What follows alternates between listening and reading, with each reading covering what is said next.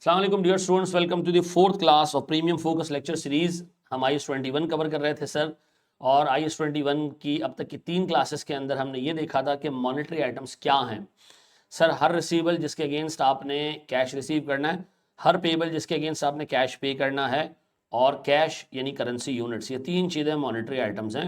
IS-21 ये कहता है कि अगर ये तीनों मॉनेटरी आइटम्स फॉरेन करेंसी में डिनोमिनेटेड है तो हर रिपोर्टिंग डेट पे आपने इन मॉनेटरी आइटम्स को फॉरेन करेंसी के नए रेट के ऊपर ट्रांसलेट करना है, नए रेट पे रिवैल्यू करना है, और जो गेन और लॉस है, जो इंक्रीज और डिक्रीज है इनकी वैल्यू में, सर वो गेन और loss profit and loss account में एक्सचेंज गेन और लॉस के नाम से रिकॉर्ड करना है। फिर हमने देखा सर कि इन्वेंट्री खरीदने की ट्रांजैक्शन देखी, हमने इन्वेंट्री बेचने की ट्रांजैक्शन देखी। फिर हमने एडवांस के बारे में डिस्कस किया कि एडवांस एक ऐसी चीज़ है सर जो मॉनेटरी आइटम नहीं है, क्योंकि एडवांस चाहे आप अपने कस्टमर से रिसीव करें या अपने सप्लायर को दें, बदले में गुड्स ही डिलीवर और रिसीव होंगी। तो सर जिन रिसीवेबल्स के अगेंस्ट गुड्स डिलीवर होनी है वो मॉनेटरी आइटम नहीं है, वो रिसीवेबल और पेबल मॉनेटरी आइटम है जिसके अगेंस्ट आपने कैश रिसीव और पे करना है। तो एडवांस मॉनेटरी आइटम नहीं है। फिर हमने कुछ केसेस देखे सर जिसमें एडवांस भी आ रहा था, रिसीवेबल्स भी आ रहे थे, पेबल्स भी आ रहे थे। ये सारे केसेस देखने के बाद हमने फॉरेन करेंसी के लोन्स की अकाउंटिंग देखी। वो लोन्स की अकाउंटिंग ठीक ठाक कॉम्प्लेक्स थी। इसमें हमने ये देखा कि सर इंटरेस्ट को आपने किस रेट से बुक करना है, फिर हमने सर देखा क्लोजिंग लायबिलिटी को आपने किस रेट से बुक करना है, फिर हमने ये देखा कि दरमियान में कैश पेमेंट सारी चीज़ें हम पिछली 3 क्लासेस के अंदर कवर कर चुके हैं। आज हम कवर करने जा रहे हैं सर नॉन मॉनेटरी आइटम्स की अकाउंटिंग। ठीक है जी, तो हम अपने पास एक छोटी सेटिंग डालना है non monetary items.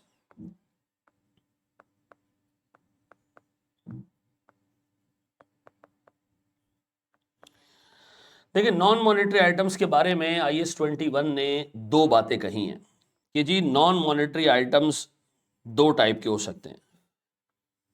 Non monetary items 2 type के कौन कौन से हो सकते हैं?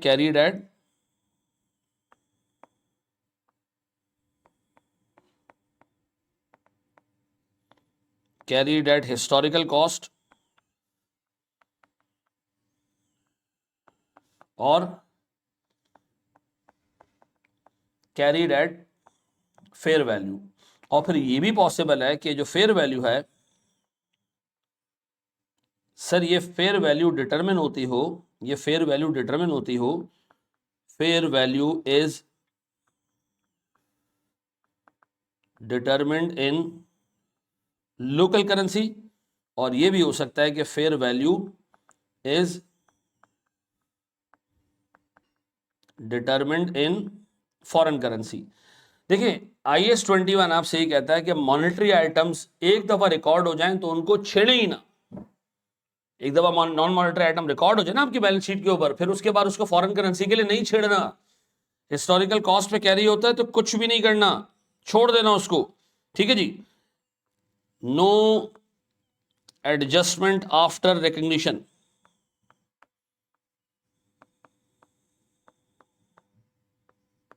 ठीक है जी। सर, अगर एक non monetary item fair value पे कैरी होता है और उसकी फेयर वैल्यू लोकल करेंसी में डिटरमिन होती है, तो हम कहेंगे जनाब बस एक दफा रिकॉर्ड हो गया, फॉरेन करेंसी से लोकल करेंसी में कन्वर्ट होकर रिकॉर्ड हो गया, अब इसको फॉरेन करेंसी के लिए कंसिडर ही नहीं करना। No adjustment for foreign currency exchange rate changes. ठीक है जी। सर, ऐसी नॉन मॉनेटरी आइटम्स जिसकी फेयर वैल्यू फॉरेन करेंसी में डिटरमिन होती है, तो फिर सर हम इसको एडजस्ट करेंगे फॉर एक्सचेंजेस। कैसे? आए जरा एक छोटी सी एग्जांपल देखते हैं सर, इसके ऊपर तीनों के ऊपर एक एक एग्जांपल देते हैं। ठीक है जी। तो सर पहले तो इस डायग्राम को अपने पास कॉपी कर लें। हमारे चीज नॉन मॉनेटरी आइटम्स के अंदर ये वाला पोर्शन होगा, वो नॉन मॉनेटरी आइटम जो कि फेयर वैल्यू पे कैरी होती है और उसकी फेयर वैल्यू हम फॉरेन करेंसी में डिटरमिन करते हैं। ठीक है जी। इन तीनों का क्या हिसाब किताब है, इनकी अकाउंटिंग ट्रीटमेंट क्या है, आए जरा देखते हैं। अल्लाह का नाम लेके हम सबसे पहले कवर करने जाएंगे assets carried at historical cost. ठीक है जी। सर कर लिया कॉपी? चलें एक स्टेप आगे जाते हैं जनाब। हम नॉन मॉनेटरी आइटम्स, ऐसे नॉन मॉनेटरी आइटम्स को देखते हैं जो हिस्टोरिकल कॉस्ट पे कैरी होते हैं। मिसाल के तौर पर सर, मैंने इन्वेंट्री खरीदी सर, 1 जनवरी को मैंने $200 की इन्वेंट्री खरीदी। ठीक है जी। और मैंने $200 कैश में पे कर दिया। ठीक है जी। सर उस दिन मेरे पास जो फॉरेन करेंसी का रेट था वो था 180 रुपए पर यूएसडी। डन। अब बताया मैंने इसको रिकॉर्ड कैसे किया होगा। इन्वेंट्री डेबिट कितने से सर 200 इंटू 180, ये कितना होता है जी?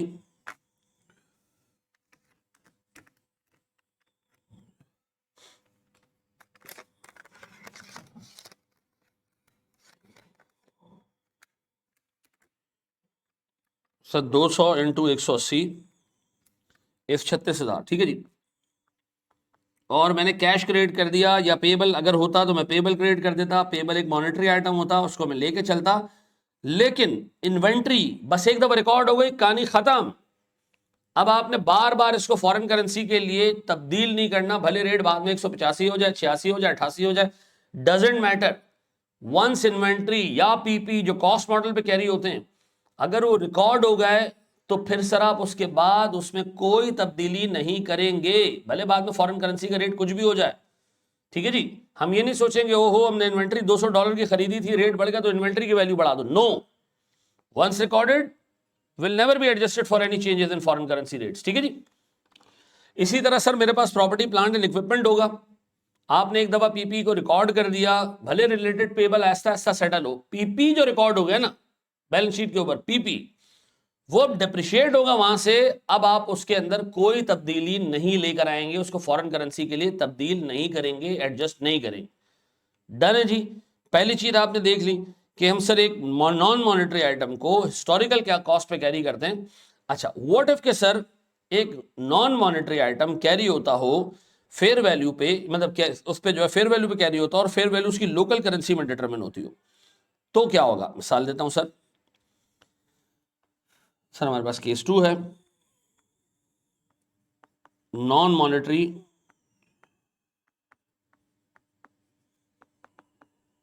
आइटम्स एट फेयर वैल्यू और हमारी fair value in local currency.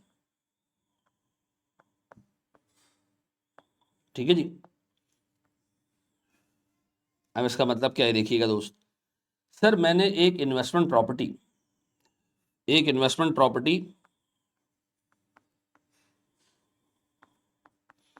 एक जमीन मैंने उठा के सर $4,000 में खरीद ली, $4,000 में खरीद ली। ठीक है जी। जिस दिन मैंने खरीदा उस दिन डॉलर का रेट था $200 पर यूएसडी। ये मैंने खरीदा, मैंने एंट्री क्या पास की सर, इन्वेस्टमेंट प्रॉपर्टी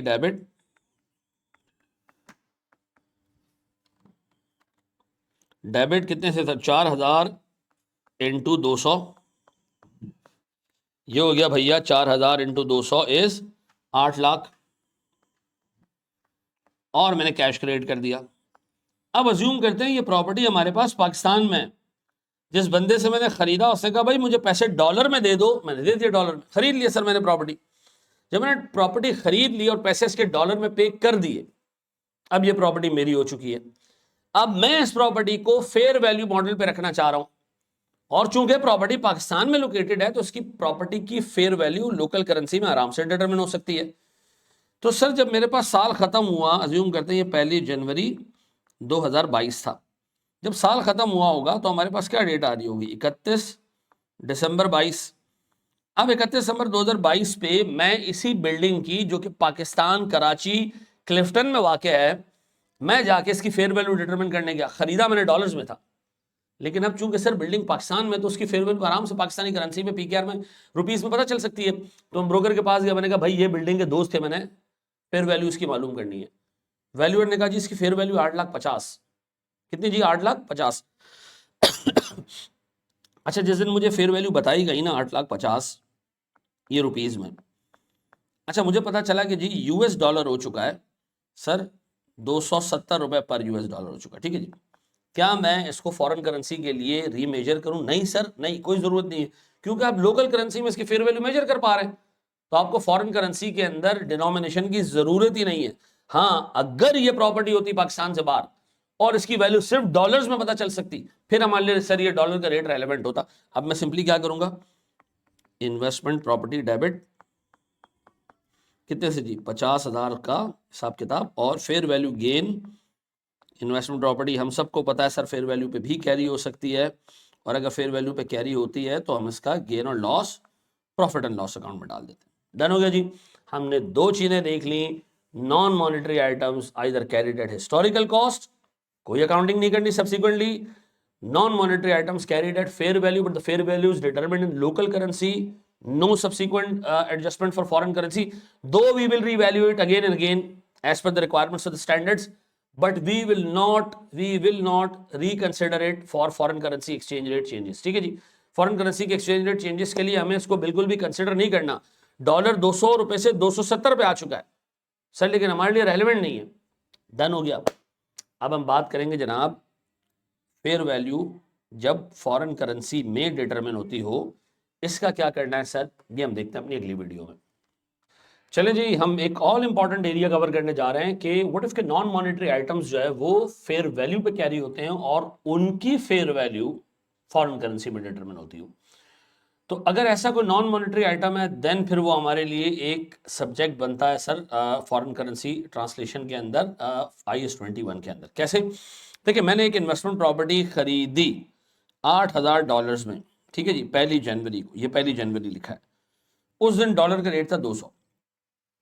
फिर क्या हुआ, जो इन्वेस्टमेंट प्रॉपर्टी है फेयर वैल्यू पे कैरी होती है सर, हमारी जो अकाउंटिंग पॉलिसी है फेयर वैल्यू पे कैरी करने की है। ये इन्वेस्टमेंट प्रॉपर्टी साल के एंड पे $9,500 पे चली गई और उस दिन डॉलर का रेट 220 रुपए पर डॉलर हो गया। अब ये एक नॉन मॉनेटरी आइटम है इन्वेस्टमेंट प्रॉपर्टी, ना ये रिसीवेबल है, ना ये पेबल है, ना ये फॉरेन करेंसी कैश है, नॉन मॉनेटरी आइटम है। अगर नॉन मॉनेटरी आइटम है तो सीधी सी बात है मेरे बच्चों, इसको हमें क्या करना है, साल के एंड पे रिवैल्यू करना है और वो रिवैल्यूशन फॉरेन करेंसी में होनी है। तो अगर ऐसा कोई नॉन मॉनेटरी आइटम है जो फॉरेन करेंसी के अंदर रीमेजर होगा, फेयर वैल्यू उसकी फॉरेन करेंसी पर डिटरमिन होगी, तो सर IAS 21 ये कहता है फिर आप इसको फॉरेन करेंसी के लिए भी रीमेजर करें और फॉरेन करेंसी का गेन और लॉस यानी एक्सचेंज गेन और लॉस वहीं डालें जहां पर फेयर वैल्यू का गेन और लॉस डाल रहे हैं। यानी अगर एक्सचेंज गेन और लॉस P&L में जाता है तो फेयर वैल्यू का गेन और लॉस P&L में जाता है तो एक्सचेंज गेन और लॉस भी P&L में जाएगा। फेयर वैल्यू का गेन और लॉस अगर OCI में जाता है, अदर कॉम्प्रिहेंसिव इनकम में जाता है, तो सर याद रखिएगा कि एक्सचेंज गेन और लॉस भी अदर कॉम्प्रिहेंसिव इनकम में जाएगा। ये जो मैं बोल रहा हूं जब तक मैं करके नहीं दिखाऊंगा समझ नहीं आएगा। सबसे पहले मुझे बताया मैंने इन्वेस्टमेंट प्रॉपर्टी खरीदी होगी, मैंने क्या एंट्री पास की होगी 1 जनवरी को, मैंने एंट्री पास की होगी sir $8,000 into 200 investment property debit, $8,000 into 200 ये आता है सर मेरे पास 16,000 रुपए, 16,000 नहीं सॉरी 1,60,000 होगा ना, 8,000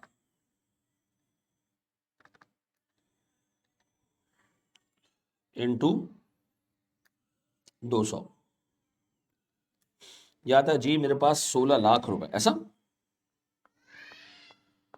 और मैं क्रेडिट कर रहा हूं जनाब कैश, क्योंकि मैंने प्रॉपर्टी कैश पे खरीदी है।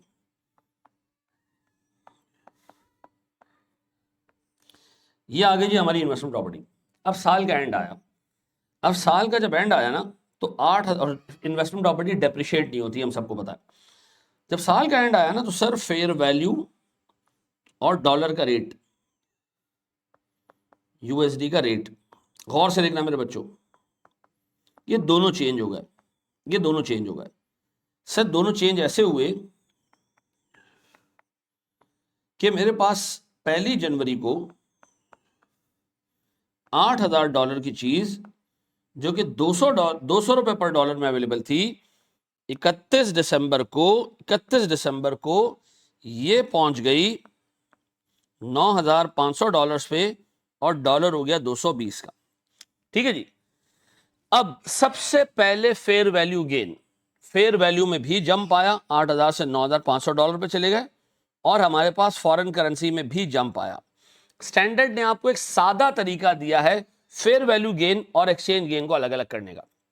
स्टैंडर्ड कह रहा है दोनों जगह गेन हुआ है, एसेट की वैल्यू भी इंक्रीज हुई है, $8,000 से गई 9,500 पे और फॉरेन करेंसी का रेट भी चेंज हुआ है, 200 रुपए पर डॉलर से 220 पे गया। तो सबसे पहले आप ये करें कि जो फेयर वैल्यू का गेन है वो रिकॉर्ड कर लें। फेयर वैल्यू का गेन रिकॉर्ड करने के लिए अगर मैं देखूं तो $1,500 से फेयर वैल्यू बढ़ी है। स्टैंडर्ड कह रहे हैं अज्यूम करो साल के पहले दिन से लेके आखिरी दिन तक प्रॉपर्टी की वैल्यू 8,000 थी, साल के पहले दिन से लेके आखिरी दिन तक प्रॉपर्टी की वैल्यू $8,000 थी, आखिरी दिन $1,500 बढ़ गई, यानी 31 दिसंबर को $1,500 बढ़ गई, ये अज्यूम करो। अगर आखिरी दिन $1,500 बढ़ी है तो इसका मतलब है $1,500 तो बिल्कुल एंड पे आए हैं। उस दिन का रेट क्या चल रहा है? 220। तो मैं करूंगा ये कि फेयर वैल्यू गेन ऐसे निकालूंगा, फेयर वैल्यू गेन ऐसे निकालूंगा, मैं कहूंगा न्यू डॉलर्स,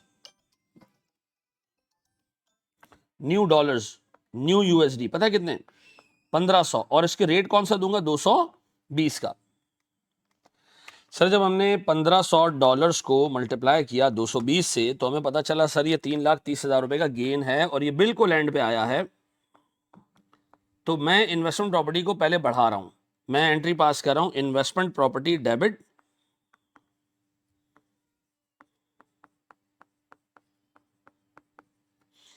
$3,30,000 से, और मेरा फेयर वैल्यू का गेन कहां जाता है भाई? इन्वेस्टमेंट प्रॉपर्टी में फेयर वैल्यू का गेन कहां जाता है? सर फेयर वैल्यू का गेन इन्वेस्टमेंट प्रॉपर्टी में जाता है पीएनएल में, ठीक है जी। चलो जी, हमने क्या किया, जो $1,500 नए आए थे उनको हमने रीमेजर करके फेयर वैल्यू गेन में डाल दी। अब पुराने डॉलर्स कितने हैं जी? पुराने डॉलर्स कितने? पुराने डॉलर्स, सर पुराने डॉलर्स हैं 8,000, वो शुरू से हमारे पास हैं। और सर साल के एंड, अच्छा वो थे 200 पे, वो थे 200 पे, अब वो बेचारे 200 से उठ के 220 पे आ गए क्योंकि सर डॉलर का रेट चेंज हो चुका है। तो अब हम निकाल रहे हैं जनाब एक्सचेंज गेन, यानी आप ये कह रहे हैं सर एक्सचेंज गेन सिर्फ पुराने डॉलर्स पे कैलकुलेट होगा, नए डॉलर्स पे नहीं। तो पुराने डॉलर्स, ओल्ड डॉलर्स कितने जनाब? ओल्ड डॉलर्स हैं 8,000, और उसको मैं मल्टीप्लाई कर रहा हूं सर 20 रुपए से, 220 और 200 का डिफरेंस। तो सर मेरे पास ये हो जाता है जनाब $8,000 इंटू 200, ये आता है सर मेरे पास, सॉरी 20, 200 नहीं 20, ये आता है मेरे पास 1,60,000। ये आ गया सर मेरे पास कौन सा गेन? क्या आ गया मेरे पास? कौन सा गेन? सर मैं इन्वेस्टमेंट प्रॉपर्टी को फिर डेबिट करूंगा, कितने से? 1,60,000 रुपए से, और ये गेन है सर मेरा एक्सचेंज गेन। ये एक्सचेंज गेन कहां जाना चाहिए? सर जहां पर नॉन मॉनेटरी आइटम का फेयर वैल्यू का गेन जा रहा है, सर वो पीएनएल में जा रहा है तो ये भी पीएनएल में जाएगा। अगर ऊपर वाला गेन ओसीआई में जाता तो ये गेन भी ओसीआई में ही जाता, ऊपर वाला गेन अगर ओसीआई में जाता तो ये गेन भी ओसीआई में ही रिपोर्ट होता, ये फेयर वैल्यू का गेन पीएनएल में नहीं जाता। फिर मॉनेटरी आइटम्स का सारा गेन और लॉस पीएनएल में जाता है, exchange gain. Non monetary items का एक्सचेंज गेन और लॉस वहीं जाता है जहां फेयर वैल्यू का गेन और लॉस जाता है। डन। तो सर आइंदा के बाद सर मेरे पास जो non monetary items fair value पे कैरी होंगी, मैं अज्यूम करूंगा जो फेयर वैल्यू है वो बिल्कुल साल के आखिरी दिन इंक्रीज हुए, लास्ट डे पे इंक्रीज हुई, और जो इंक्रीज है उसको मैं नए रेट से मल्टीप्लाई करूंगा, और जो पुराने डॉलर्स हैं उनको सर एक्सचेंज गेन और लॉस के लिए देखूंगा कि पुराना डॉलर का रेट क्या था और नया डॉलर का रेट क्या है। पक्का जी।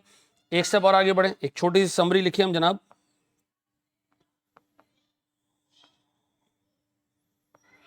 एक्सचेंज गेन और लॉस, मॉनेटरी आइटम अगर हो,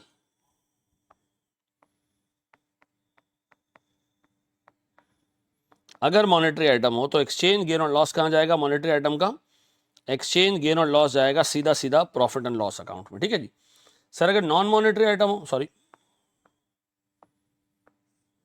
नॉन मॉनेटरी आइटम हो,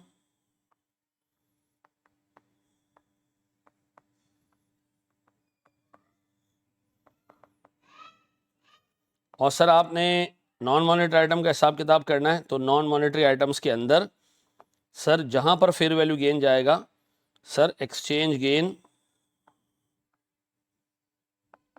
इन OCI if fair value gain in OCI, ठीक है जी। और मैं लिख रहा हूं जनाब एक्सचेंज गेन और loss in PNL if fair value का गेन और लॉस इन पीएनएल। डन। ये हमारी हो गई सर समरी। सर एक स्टेप और आगे बढ़ते हैं हम जनाब, कुछ और एग्जांपल्स देखते हैं, एक छोटी सी एग्जांपल देखते हैं सर फेयर वैल्यू की। अच्छा सर एक ऑप्शन ये भी है कि इन दोनों एंट्रीज को मिला के पास कर लें, यानी हम ये कहते हैं मिला के कैसे पास होती, चूंकि हमें पता है दोनों ने पीएनएल में जाना है, तो हम यूं भी कर सकते थे कि हम ये कहते भैया हमारे पास पहले इन्वेस्टमेंट प्रॉपर्टी थी 8,000 इंटू 200 और अब है 9,500 इंटू 220। तो हम कहते हैं जी हमारे पास 8,000 मल्टीप्लाई बाय 200 इज 16 लाख। अब हो चुका है 9,500 इंटू 220, ये हो चुका है जी 2.09 मिलियन। अब इसका मतलब है मेरे पास कितना इंक्रीज आया सर, मेरे पास कितना इंक्रीज आया सर, मेरे पास इंक्रीज आया है -16 लाख सर, 4,90,000 का इंक्रीज आया। ये 4,90,000 का इंक्रीज अगर मैं देखूं ना तो दोनों चीजों के लिए, फेयर वैल्यू के लिए भी, एक्सचेंज गेन और लॉस के लिए भी, और इन दोनों को भी ऐड करेंगे तो 4,90,000 ही आता है। तो एग्जाम में अगर आप चाहें तो कंबाइन एंट्री एक साथ ही पास कर सकते हैं। कंबाइन एंट्री क्या होती, कंबाइन एंट्री होती सर मेरे पास इन्वेस्टमेंट प्रॉपर्टी डेबिट,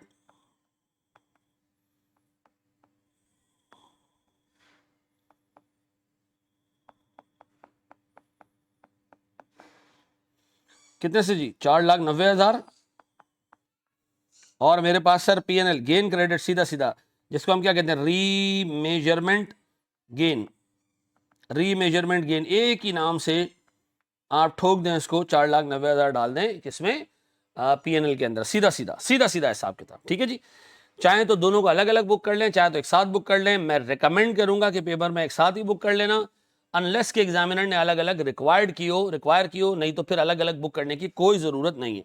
ठीक है जी सर, एक स्टेप और आगे जाते हैं, कुछ कॉम्प्रिहेंसिव क्वेश्चंस देखते हैं इसके ऊपर। आए जरा जनाब, चले जी एक क्वेश्चन करते हैं जनाब, अल्लाह का नाम लेके। ये क्वेश्चन सर अभी अभी मैंने ड्राफ्ट किया सर आपके लिए। एक इन्वेस्टमेंट प्रॉपर्टी है जो हमने परचेज की 1 जनवरी को $9,000 की, ठीक है जी, और हमने 60% पैसे अपफ्रंट ही दे दिए। रिमेनिंग अमाउंट हमने 31 मार्च को पे की। 30 जून को हमने 6 महीने की रेंटल इनकम रिकॉर्ड की, $650, लेकिन रिसीव नहीं किया उसको अभी तक। और साल के एंड पे हमारे पास $9,000 की प्रॉपर्टी $11,200 पे पहुंच गई। तो इसके अंदर कुछ मॉनेटरी आइटम्स भी आ रहे हैं, कुछ नॉन मॉनेटरी आइटम्स भी आ रहे हैं। आए जरा अल्लाह का नाम लेके इसको जो है वो ग्राउंड करने की कोशिश करते हैं। 3 डेट्स हैं, तीनों के रेट्स गिवन है। सबसे पहले हम जनाब 1 जनवरी के एंट्रीज पास करते हैं जब हमने इन्वेस्टमेंट प्रॉपर्टी को परचेज किया है।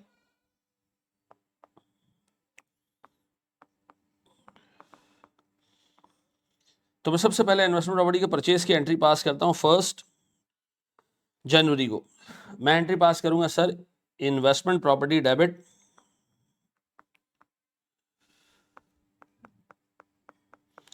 कितने से $9,000 है, और $1 सर 1 जनवरी को था 190 रुपए का। डन। अब बताएं अगर मैं इसको 190 से मल्टीप्लाई करता हूं तो मेरे पास सर 9,000 इंटू 190 बनता है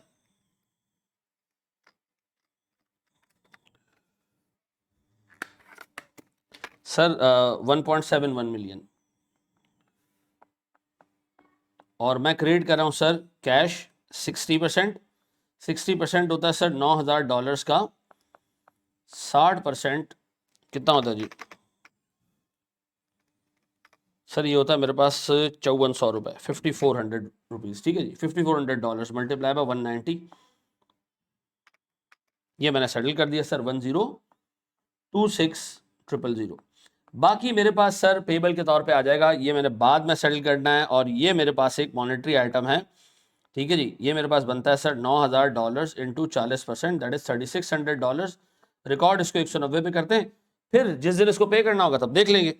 तो सर हमारे पास 9,000 इंटू 40% इंटू 190, ये मेरे पास आता है सर 684,000।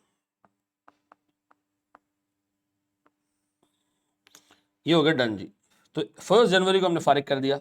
अब हम पहुंचते हैं सर 31 मार्च में। 31 मार्च में जब हम पहुंचते हैं ना तो हमें याद आता है कि हमने एक पेबल सेटल करना है। अब पेबल हमारे पास सर 1026000 है, ये मैं सेटल करने जा रहा हूं सर। तो मैं अपने पास एंट्री पास करता हूं पेबल डेबिट, सॉरी ये मेरे पास 684,000 का पेबल है sir. 9,000 into 40% into 190, that is 684,000।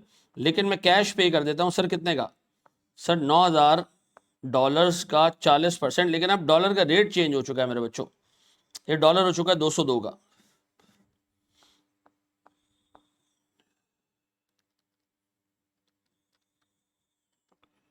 तो सर मेरे पास ये पहुंच चुका है 727,200 पे, ठीक है जी। इसको मैं थोड़ा सा फासले से बुक कर लेता हूं ताकि मैं एक्सचेंज लॉस की जगह बना सकूं। सर मैं यहां बुक कर रहा हूं जनाब 727,200। अब बताएं सर दोनों में मेरे पास 684,000 में डिफरेंस है को 43,200 का। ये मेरा एक्सचेंज लॉस है क्योंकि सर मेरे खरीदने के बाद डॉलर 190 से 202 पे आ चुका है, तो 12 रुपए पर डॉलर का इंक्रीज आया सर, तो ये मेरे पास आ रहा है एक्सचेंज लॉस। और एक्सचेंज लॉस में कैलकुलेट भी कर सकता हूं कि 9,000 का 40% यानी $3600 इंटू 12 रुपए। डन है जी। ये मेरे पास सर मेरा सारा हिसाब किताब हो गया settle with respect to investment property. अब मैं पहुंचूंगा सर 30 जून को, और उस पे मैंने प्रॉपर्टी को भी रीवैल्यू करना है और मैंने रेंटल इनकम का भी हिसाब किताब करना है। अच्छा जी, अगर हम एक स्टेप और आगे जाते हैं जनाब, हमारे पास अब 30 जून आ गया सर। 30 जून पे हमने सबसे पहले रेंट इनकम को देखना है। अच्छा, हमने ये डिस्कस किया था कि रेंट इनकम एवरेज रेट से बुक होती है, रेंट इनकम एवरेज रेट से बुक होती है। तो सर इस सवाल में एवरेज रेट गिवन नहीं है, मैं दे देता हूं सर, एवरेज रेट में दे देता हूं जनाब। एवरेज रेट है हमारे पास 198, ये गिवन होगा सवाल में, ठीक है जी।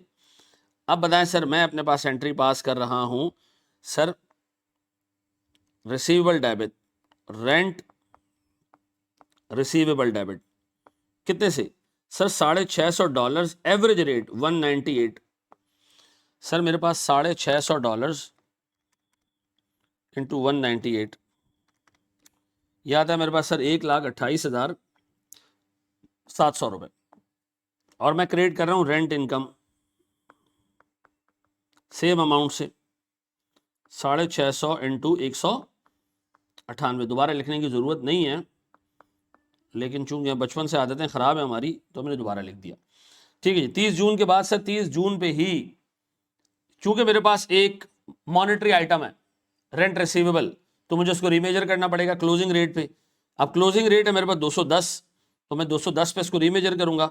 मैं फिर एंट्री पास करूंगा रेंट रिसीवेबल डेबिट,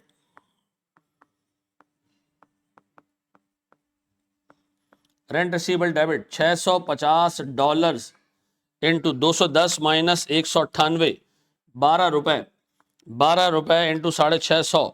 सर ये मेरे पास आता है 7,800 रुपीज। और मेरे पास एक्सचेंज गेन और लॉस, ये एक्सचेंज गेन मेरे बच्चों सीधा सीधा प्रॉफिट एंड लॉस में जाएगा 7,800, सीधा सीधा प्रॉफिट एंड लॉस में जाएगा। डन।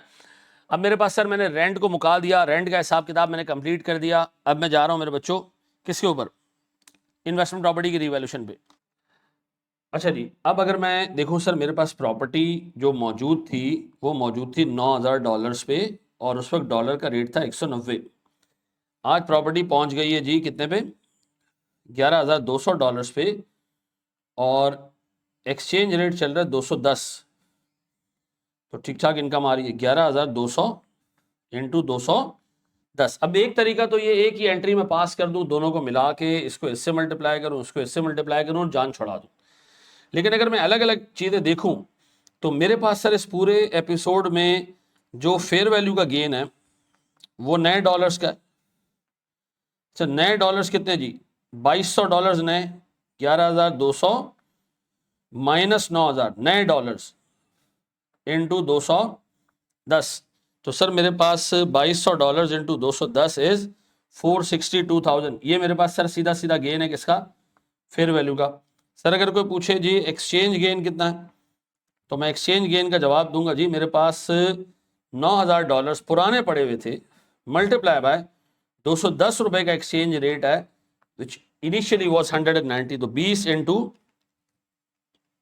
9,000 ये मेरे पास है सर कोई 1,80,000। और अगर मैं टोटल हिसाब किताब निकालूं तो सर मेरे पास प्रॉपर्टी की पहले वैल्यू थी 9,000 इंटू 190, ये थी 1.71 मिलियन, और अब प्रॉपर्टी की वैल्यू हो चुकी है 11,200 इंटू 210, ये हो चुकी है जनाब 2.352 मिलियन। और सर ये जो मेरे पास चेंज आया, चेंज इंक्रीज जो आया, यह आया सर 642,000 का। और ये भी सर मेरे पास दोनों मिला के बनते हैं कितने, 642,000। तो चाहो तो एक कंबाइन एंट्री में सारे का सारा गेन एक साथ पीएनएल में डाल दें क्योंकि ये वाला गेन भी पीएनएल में जाएगा और ये वाला गेन भी पीएनएल में जाएगा। जहां पर फेयर वैल्यू गेन जाएगा वहीं एक्सचेंज गेन और लॉस जाएगा। तो मैं ऐसे कर सकता हूं कि सर ऐसा तरीका ये होगा कि मैं इन्वेस्टमेंट प्रॉपर्टी को कर दूं डेबिट,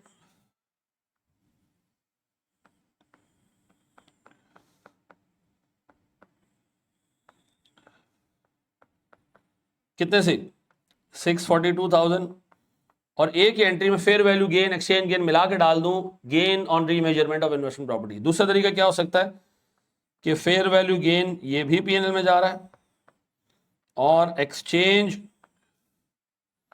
गेन ये भी पीएनएल में जा रहा है, दोनों पीएनएल में जा रहे हैं। कितने जी सर 462,000 और सर मेरे पास 180,000। डन है,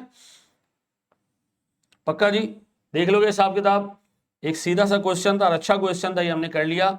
हम एक स्टेप और आगे बढ़ते हैं और एक छोटा सा कॉन्सेप्ट देखते हैं सर एडवांस रेंट का। ठीक है जी, तो सर हम अगली वीडियो में एक छोटा सा कॉन्सेप्ट देखेंगे एडवांस रेंट का। आए जरा देखते हैं जनाब। चले जी, एक स्टेप और आगे हम बढ़ते हैं। एडवांस रेंट का एक छोटा सा कॉन्सेप्ट है, इसको हम देखते हैं। सर व्हाट इफ के आपको एक इन्वेस्टमेंट प्रॉपर्टी पे रेंट एडवांस में मिल जाए। हमने वैसे तो पढ़ा है कि रेंट को इनकम को आपने एवरेज रेट पे लेना है, लेकिन जब आपको एडवांस मिल गया तो फिर कहानी खत्म हो गई।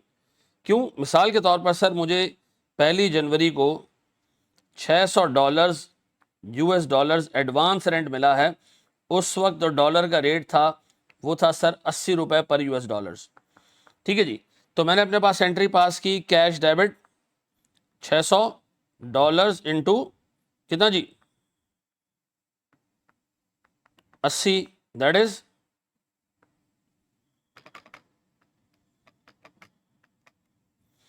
48,000।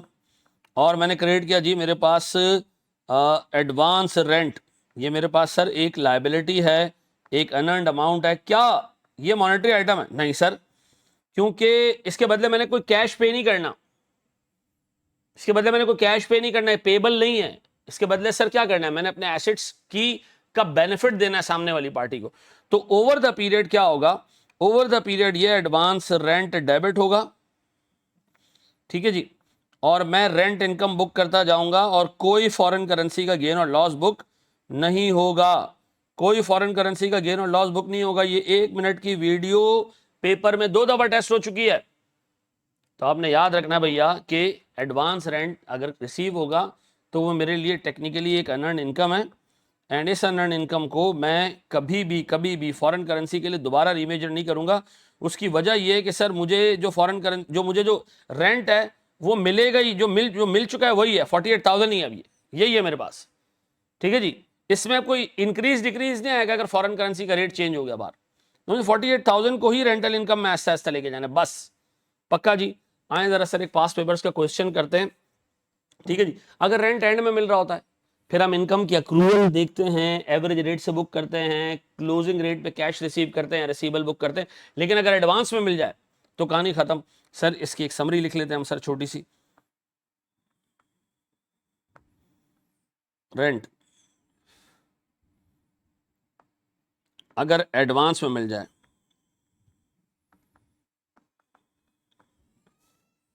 एडवांस अगर रिसीव हो जाए तो recognize as advance या liability, not a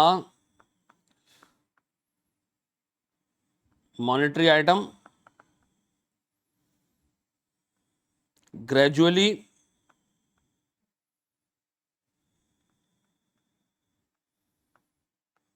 recognize in P&L as rent income. ठीक है जी, अब बताएं सर मेरे पास रेंट रिसीवेबल अगर बाद में रिसीव हो रेंट तो हम क्या करेंगे? अगर रेंट बाद में रिसीव हो तो हम करेंगे ये कि sir recognize rental income eight average rate. ठीक है जी, रीमेजर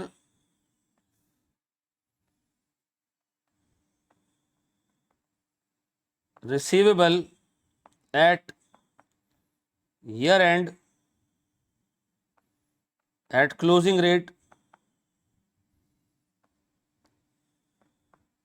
book exchange gain.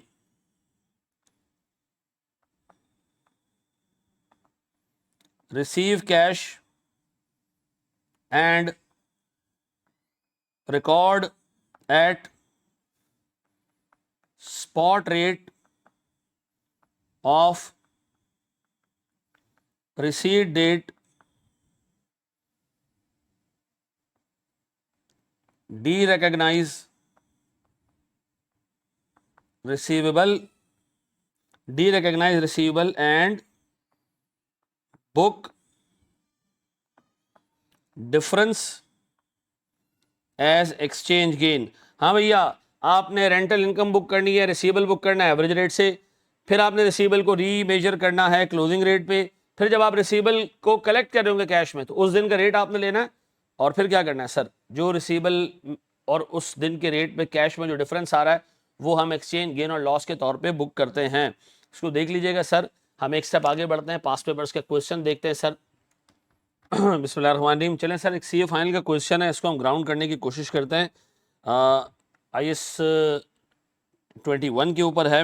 ये कह रहे जी, Kangaroo Limited a Pakistan based company is preparing its financial statements for the year ended 31 December 2017। Year end इसने आपको बता दिया 31 दिसंबर 2017 है। KL purchase an investment property in United States for $2.6 million. ठीक है जी, 10% एडवांस दिया। चलो जी, इसका मतलब है हमारी पेमेंट कुछ किस्तों में हो रही है। पहली किस्त है हमारे पास 10% एडवांस, ठीक है जी। फिर और ये हमने एडवांस कब दिया होगा सर? जब हमने प्रॉपर्टी खरीदी होगी 1 मई को, ठीक है जी। 70% हमने 1 जुलाई को पे की जब हमें प्रॉपर्टी ट्रांसफर हुआ, तो सर 2 किस्तें हो गई। ये आ गया सर मेरे पास 70% डिलीवरी के ऊपर, सेट है जी। फिर वो कह रहे जी हमने रिमेनिंग पैसा जो है ना वो 1 अगस्त को पे किया, और ये हमारे पास सर आ गया एक और पेमेंट, ठीक है जी। ये हमारे पास सर 80 और ये 20% होगा, ठीक है जी। ये हमारे पास सर लेटर पे हुआ 1 अगस्त को, ठीक है। फिर जैसे ही हमने सर प्रॉपर्टी के पैसे कंप्लीट किए, हमने 1 सितंबर को प्रॉपर्टी रेंट आउट कर दी $0.24 मिलियन पे, और हमने पूरे साल का अमाउंट एडवांस में रिसीव कर लिया। बाबू, एडवांस रेंट आ गया। अब इसके लिए कोई फॉरेन करेंसी का गेन और लॉस बुक नहीं करेंगे हम। वो कह रहे जी साल के एंड पे इन्वेस्टमेंट प्रॉपर्टी जो है वो $2.5 मिलियन की हो गई। नीचे रेट्स दिए हुए, रेट्स हमें दिए हुए सर स्पॉट रेट 1 मई का भी दिया हुआ है, 1 जुलाई का भी दिया हुआ है, 1 अगस्त का भी दिया हुआ है, 1 सितंबर का भी दिया हुआ है, 31 दिसंबर का भी दिया हुआ है, एवरेज रेट्स भी दिए हुए हैं। वो कह रहे जी जनरल एंट्रीज पास करें। अब देखिए इसमें बेसिकली ब्रॉडली 2 ट्रांजेक्शन हैं, एक तो इन्वेस्टमेंट प्रॉपर्टी परचेज करने की ट्रांजेक्शन है, और दूसरी ट्रांजेक्शन जो है वो इन्वेस्टमेंट प्रॉपर्टी के अलावा रेंट की है, ठीक है जी। तो हम दोनों ट्रांजेक्शंस को बुक करते हैं। इसके अंदर सारी चीजें जो अब तक हमने कवर की हैं वो सभी आ गई हैं सर। आए जरा दोस्त एक एक करके अल्लाह का नाम लेके हम इसको डेट वाइज जो है ना वो क्रोनोलॉजिकल ऑर्डर के अंदर लेके चलते हैं। सबसे पहले मेरे प्यारे बच्चों, मैं प्रॉपर्टी खरीदने की एंट्री पास कर रहा हूं 1 मई पे। मैं एंट्री पास कर रहा हूं सर प्रॉपर्टी के लिए एडवांस देने की 10%, यानी $2.6 मिलियन में से 10% मैंने एडवांस दिया। तो जब मैंने एडवांस दिया होगा तो मैं अपने पास एंट्री पास करूंगा sir advance to supplier debit. और एडवांस टू सप्लायर हम सबको पता है कि एक मॉनेटरी आइटम नहीं है, नॉन मॉनेटरी आइटम है सर। $2.6 मिलियन का 10% मल्टीप्लाई बाय सर उस दिन फॉरेन करेंसी का रेट था $100 पर डॉलर। इतने अच्छे हालात भी थे पाकिस्तान में, ज्यादा दूर की बात नहीं है ये। 10 और 100 सर, ये आता है मेरे पास $26 मिलियन। मिलियंस में सवाल को सॉल्व करें, ठीक है जी।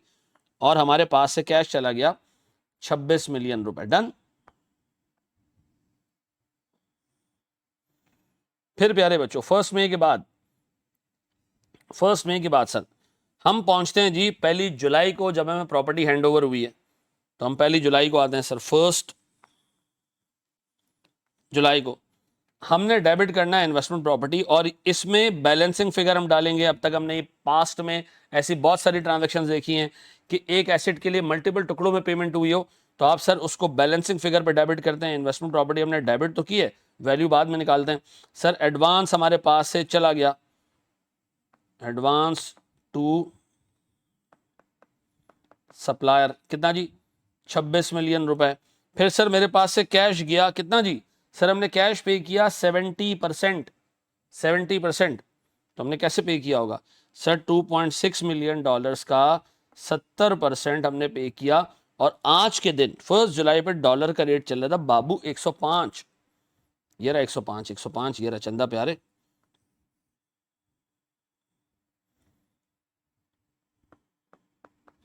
अब बताओ जी 2.6 मिलियन डॉलर्स का 70% 105, यह आता है सर हमारे पास 191.1। चलो बाबू फिर हमारे पास कुछ पेबल है, ये हमने बाद में पे करना है। मॉनेटरी आइटम 2.6 मिलियन डॉलर का 20% मल्टीप्लाई बाय सेम 105, जब पे करेंगे उस दिन का रेट फिर हम देख लेंगे। यह आता है सर मेरे पास 54.6। डन हो गया, यहां तक मैंने कहानी कर ली खत्म। अब बताएं सर मेरी बुक्स में एक पेबल है, ये पेबल सेटल होने वाला है 1 अगस्त को। तो सर अच्छा अब इन तीनों को ऐड तो करो, चंदा 26, 191.1 और 54.6, ये हो जाता है प्यारे बाबू 271.7। इस पे हमारी इन्वेस्टमेंट प्रॉपर्टी डेबिट हो गई 271.7। ऐसा बैलेंसिंग फिगर 1 जुलाई के बाद मेरे बच्चों मेरे पास आता है 1 अगस्त। 1 अगस्त आता है जी सर, हमने 1 अगस्त को क्या किया है, रिमेनिंग अमाउंट पे कर दी। रिमेनिंग अमाउंट पे करने गए तो उस वक्त डॉलर का रेट हो चुका था 108, तो पेबल हमारे पास सर जब सेटल हो रहा है तो 108 का रेट हो चुका है, तो पेबल डेबिट। पेबल था कितना 2.6 मिलियन डॉलर के 20% को हमने रिकॉर्ड किया था 105 पे, जो कि 54.6 मिलियन रुपए बन रहा था। लेकिन जब मैंने कैश पे किया तो 2.6 मिलियन डॉलर्स का, अच्छा इसको जरा सही से लिख लें,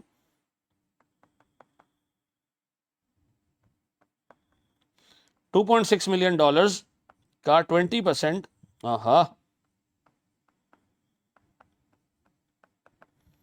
मल्टीप्लाई बाय 108,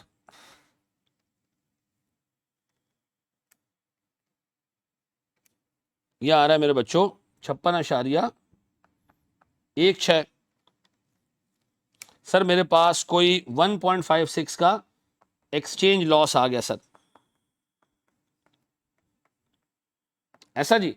और एक्सचेंज लॉस आप कैलकुलेट भी कर सकते थे, 2.6 मिलियन डॉलर्स के 20% का 3 रुपया, 2.6 इंटू 0.2 इंटू 3, ये आता है सर मेरे पास 1.56।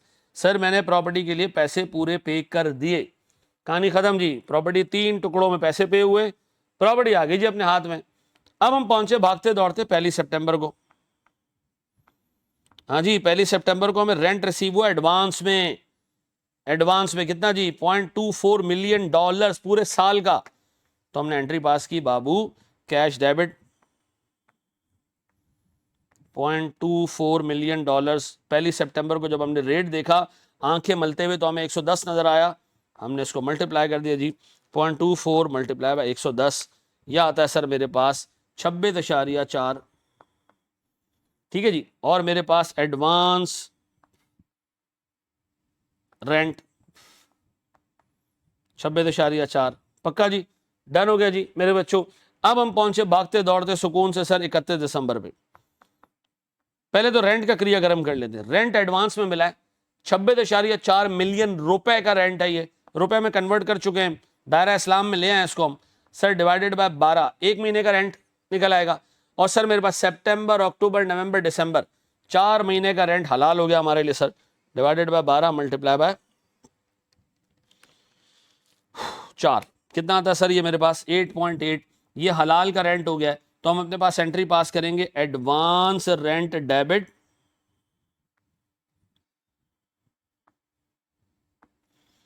8.8 मिलियन और रेंट इनकम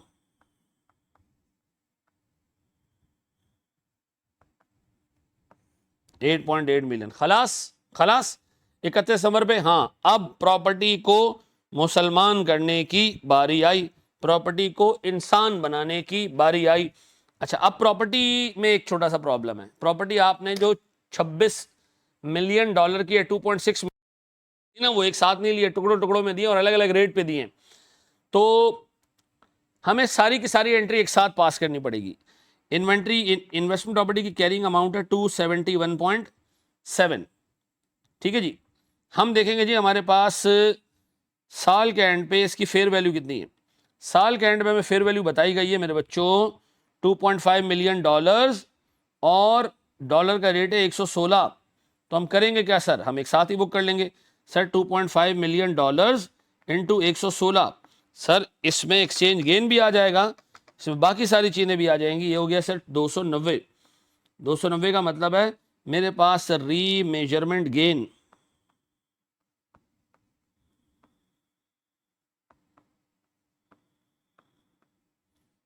माइनस 271.7। 271.1 या 7 है, 7 है। मेरे पास आ गया जी 18.3 का गेन। इधर सर दो नंबर तरीके से एक्सचेंज गेन और फेयर वैल्यू गेन को तोड़ा जा सकता है, लेकिन वो एथिकली सही मतलब टेक्निकली सही नहीं होगा। यानी मैं एक रेट निकाल लूँ 271 डिवाइडेड बाय 2.6 मिलियन डॉलर्स और फिर मैं लेके चलूँ, ज़्यादा अच्छा तरीका नहीं होगा। बेहतर तरीका ये कि आप सारे का सारा गेन एक साथ ही बुक कर लें। अब बताएं मैं एंट्री क्या पास करूँ। मैं एंट्री पास करूँगा सर, मेरे पास इन्वेस्टमेंट प्रॉपर्टी डेबिट $2 टर्म्स में 2.6 से ये 2.5 पे आया, लेकिन डॉलर का रेट बढ़ जाने की वजह से ये गेन हो गया सर 18.3 मिलियन रुपए का। और री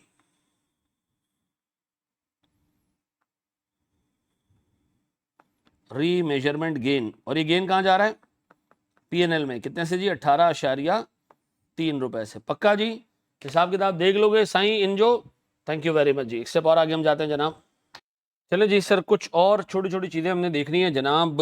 एक कॉन्सेप्ट है कि बाज़ औक़ात कुछ नॉन मॉनेटरी आइटम्स के लिए जो कि इवन हिस्टोरिकल कॉस्ट पे भी मेजर होते हैं, फॉरेन करेंसी की ज़रूरत पेश आ जाती है रीमेजरमेंट की। कैसे, आए जरा हम देखते हैं जनाब। सर अज्यूम करें मेरे पास इन्वेंट्री है, ठीक है जी, इन्वेंट्री मैंने ख़रीदी है सर। मैं सर कुछ केसेस बना रहा हूँ सर।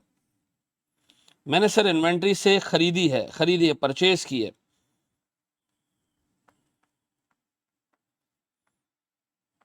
परचेज्ड इन फॉरेन करेंसी या परचेज्ड इन लोकल करेंसी, ठीक है। पीकेआर में खरीदी होगी या डॉलर में खरीदी होगी। अब ये हो सकता है कि इसी इन्वेंट्री को मैंने बेचना हो, मैंने बेचना हो to be sold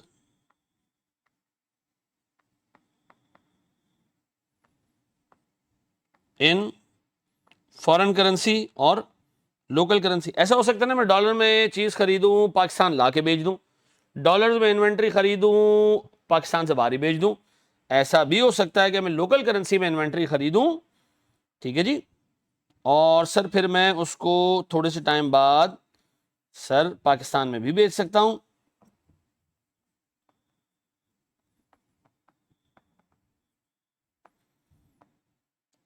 foreign currency to be sold in local currency. 4 cases मेरे पास बन जाते हैं सर इन्वेंट्री से related.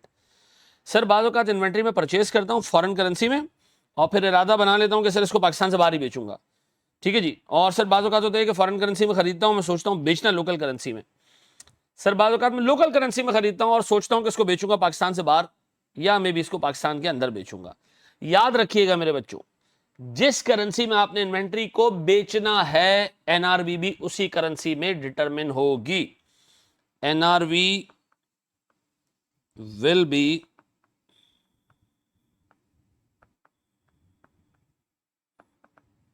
determined in currency in which sale is expected, ठीक है जी। अब एनआरवी आप डिटरमिन करोगे सर उसी करेंसी में जिस करेंसी के अंदर आपने इन्वेंट्री को बेचना है, ठीक है जी। अब इससे फर्क क्या पड़ेगा सर, जिस दिन की एनआरवी होगी फॉरेन करेंसी का रेट भी उसी दिन का होगा। अगर एनआरवी फॉरेन करेंसी में है, if NRV is determined in foreign currency, exchange rate shall be used for the same date. मैं कहना क्या चाह रहा हूं, आए जरा कुछ सवालों के थ्रू इसको देखते हैं, ठीक है। दिमाग में रखिएगा, इन्वेंट्री खरीदी लोकल करेंसी में, खरीदी फॉरेन करेंसी में, बेच आप किसी भी करेंसी में सकते हो। समझाने का पूरा इस केस को, पूरे केस को समझने का ऑब्जेक्टिव क्या है कि एनआरवी उसी करेंसी में डिटरमिन होती है जिस करेंसी में इन्वेंट्री को बिकना होता है, ठीक है जी। आए कुछ 4-5 सवाल देखते हैं छोटे छोटे इसके ऊपर, ताकि कॉन्सेप्ट हमारे जहन में सेट हो जाए। चले जी, क्वेश्चन हम देखते हैं जनाब। ये नंबर मैं हटा देता हूं क्योंकि नंबर हमारे पीडीएफ के हिसाब से अलग चल रहे हैं, क्योंकि मैं कई सारे सोर्सेज से सवाल जमा कर करके यहाँ डाल रहा हूं, तो अपने पीडीएफ अपने सामने रखनी है, ठीक है जी। Jamal Limited purchased inventory worth $6,000, किस में खरीदी? फॉरेन करेंसी में। टक करके हमने टिक कर दिया यहाँ पे। 1 जनवरी को पेमेंट हमने इसकी की 28 फेब को। 31 मार्च हमारी रिपोर्टिंग डेट है, ठीक है जी। इन्वेंट्री को हमने इंपेयरमेंट के लिए टेस्ट किया और पता चला जी इन्वेंट्री की एनआरवी लोकल करेंसी में है। इसका मतलब है कंपनी ने खरीदा फॉरेन करेंसी में, बेचेगी लोकल करेंसी में। केस 2 एनआरवी फॉरेन करेंसी में है, कंपनी ने खरीदा भी फॉरेन करेंसी में, बेचेगी भी फॉरेन करेंसी में। 2 केसेस हैं, दोनों की अकाउंटिंग करते हैं हम जनाब। केस 1 नाम दे रहा हूं सर, केस 1 को नाम दे रहा हूं purchases in foreign currency, expected sale in local currency, ठीक है जी, यानी एनआरवी इन लोकल करेंसी। सबसे पहले मुझे बताओ मेरे बच्चों, मैंने खरीदने की एंट्री पास की होगी 1 जनवरी 2020 को, 1 जनवरी 2010 को। 80 रुपए का रेट है, $6,000 है।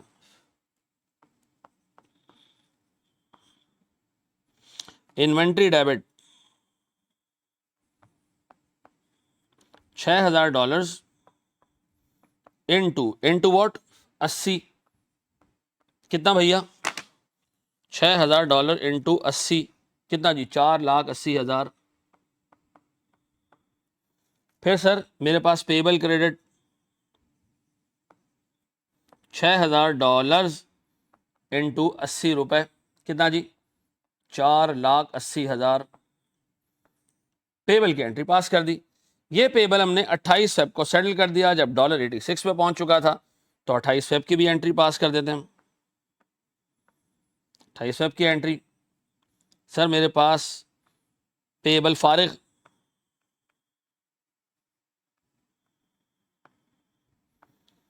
$6,000 इंटू 80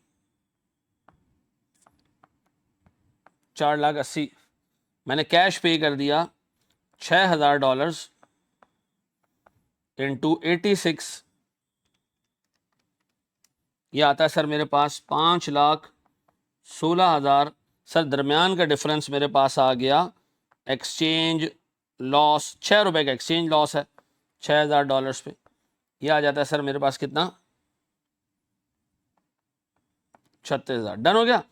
1,00,000 ट्रांजैक्शन की कंप्लीट इन्वेंट्री परचेज कर ली, पैसे दे दिए। अब हमारे पास सर साल का एंड आता है और मुझे इन्वेंट्री को चेक करना है, लोअर ऑफ कॉस्ट और एनआरवी, ठीक है जी।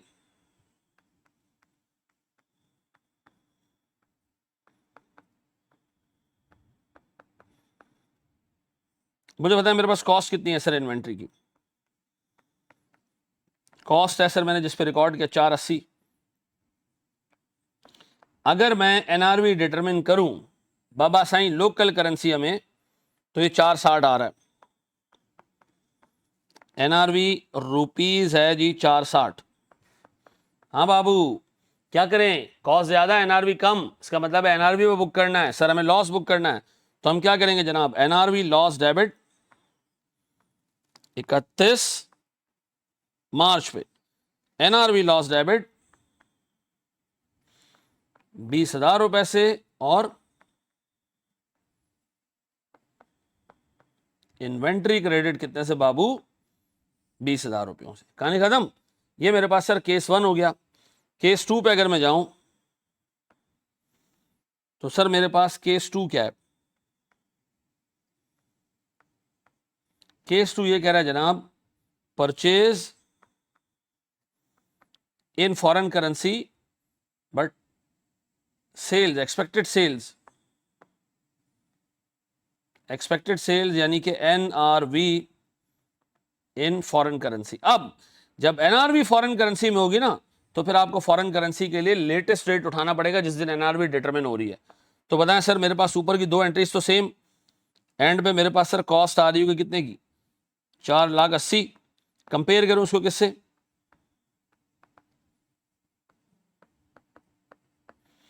एनआरवी देखे कितनी है भैया।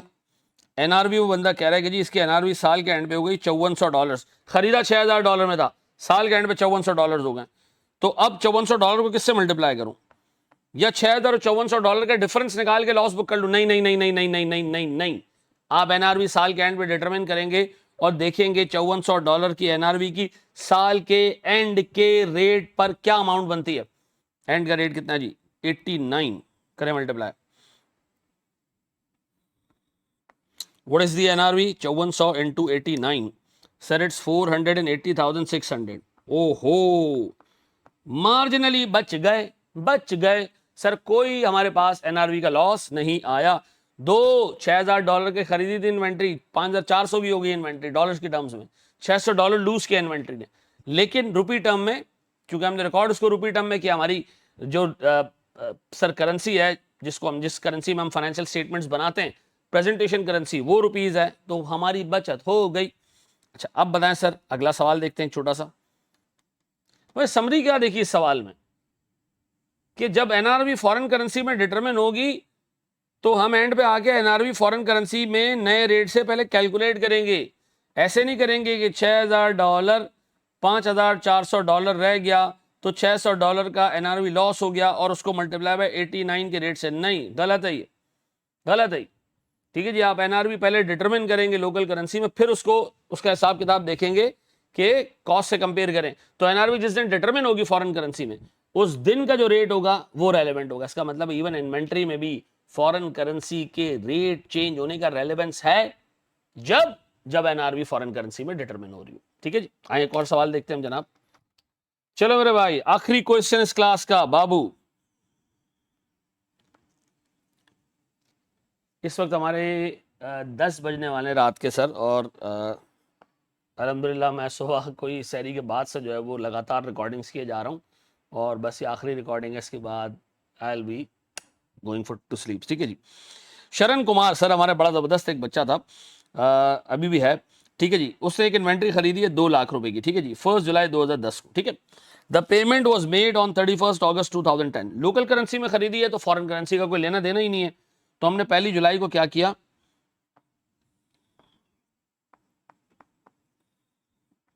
इन्वेंट्री खरीद ली है। मैंने एंट्री पास की, इन्वेंट्री डेबिट कितने से सर, 2 लाख रुपए से। कोई फॉरेन करेंसी का रेट वेट नहीं है इसमें, सीधा सीधा 2 लाख। और बाबू कैश हमारे पास से चला गया 2 लाख का। फिर मेरे प्यारे बच्चों, 1 जुलाई के बाद सर मेरे पास पेमेंट भी मैंने कर दी 31 अगस्त को।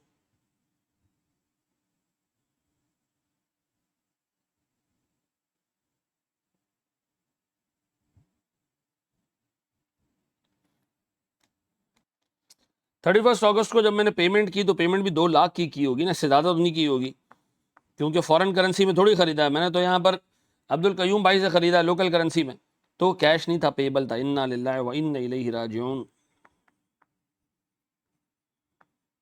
यहाँ पेबल का सफाया कर दें सर।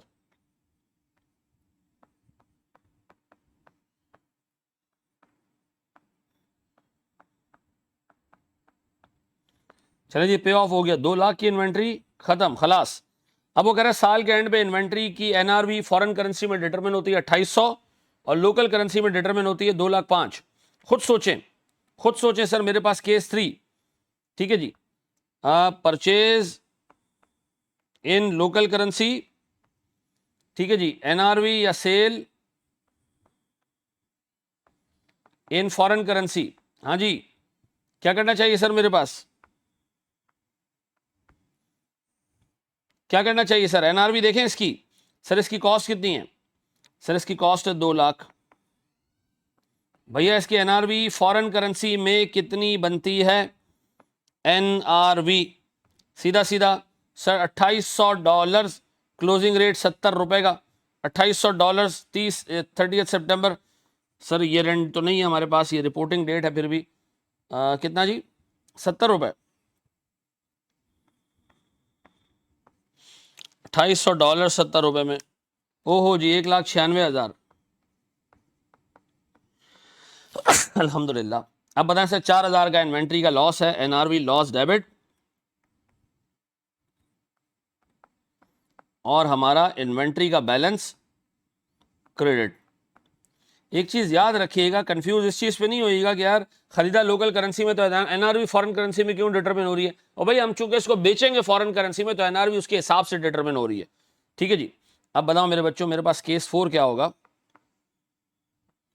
इसी सवाल में हम लिख सकते हैं जी, परचेज इन लोकल करेंसी, ठीक है जी, एंड सेल्स या एनआरवी इन लोकल करेंसी। सेम, सीधा सीधा है, तो IAS 21 के एम्बिट से ही बाहर है ये केस। ठीक है जी, सब चीज लोकल करेंसी में, तो यहां क्या करने आया हो ऐसा? सर इन्वेंट्री का कॉस्ट 2 लाख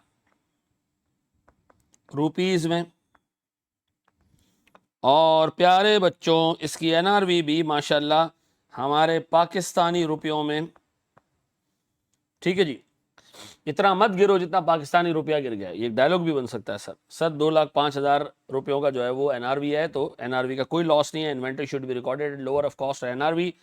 सर आज की क्लास हम यहाँ ख़त्म करते हैं। आज हमने नॉन मॉनेटरी आइटम्स की अकाउंटिंग देखी, उसमें स्पेसिफिकली इन्वेस्टमेंट प्रॉपर्टी को देखा, इन्वेंट्री को देखा हमने। फिर हमने सर देखा कि इन्वेंट्री अगर उसको बिकना किसी और करेंसी में, फॉरेन करेंसी में, तो तब भी सर फॉरेन करेंसी का रेट हमारे लिए रेलेवेंट हो जाता है एनआरवी डिटरमिन करने के लिए। आज के लेक्चर में सर बहुत इंपॉर्टेंट चीज़ें हमने कवर की हैं, इसको अच्छे तरीके से देख लीजिएगा। अल्लाह आपका हामी और नासिर हो। अस्सलाम वालेकुम।